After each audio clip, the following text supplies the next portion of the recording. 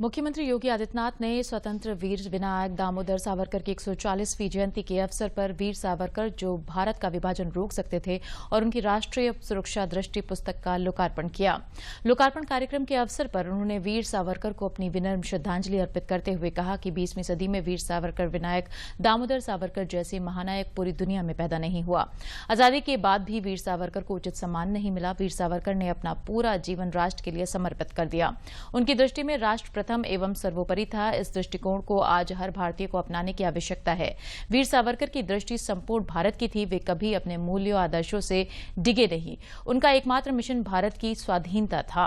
मुख्यमंत्री ने कहा कि वीर सावरकर की प्रतिभा को दबाने का प्रयास किया गया, लेकिन विचार कभी नहीं मरते। उन्होंने कहा कि पूर्व के समय में यदि वीर सावरकर की राष्ट्र प्रथम की नीति को अपनाया गया होता तो देश विभाजन की त्रासदी से बच जाता और देश आतंकवाद, अलगाववादी जैसी समस्याओं से दो चार नहीं होता।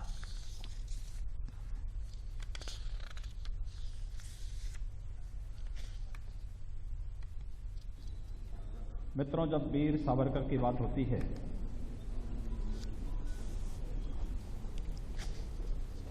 तो वीर सावरकर की प्रतिभा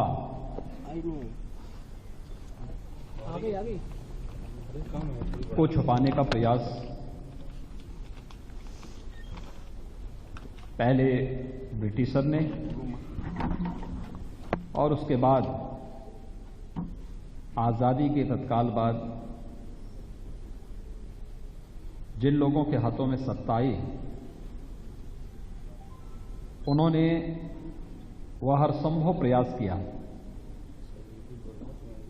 और अनेक अवसरों पर वह दृश्य भी हम सबके सामने देखने को मिले। जब आपने देखा होगा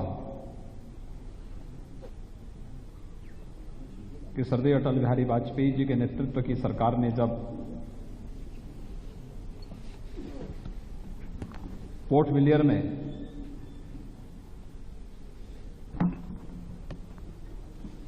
सेलुलर जेल में एक स्मृतिका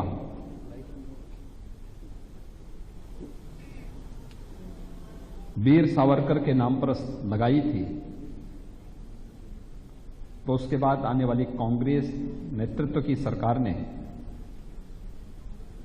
उसे वहां से हटा करके इस राष्ट्र नायक को अपमानित करने का काम किया था। अनेक ऐसे अवसर आए, लेकिन वीर सावरकर की जब मैं चर्चा करता हूं, यह देश जब वीर सावरकर को जानता है तो 20वीं सदी का एक ऐसा महानायक, दुनिया में उनके समकक्ष कोई उस सदी में नहीं पैदा हुआ।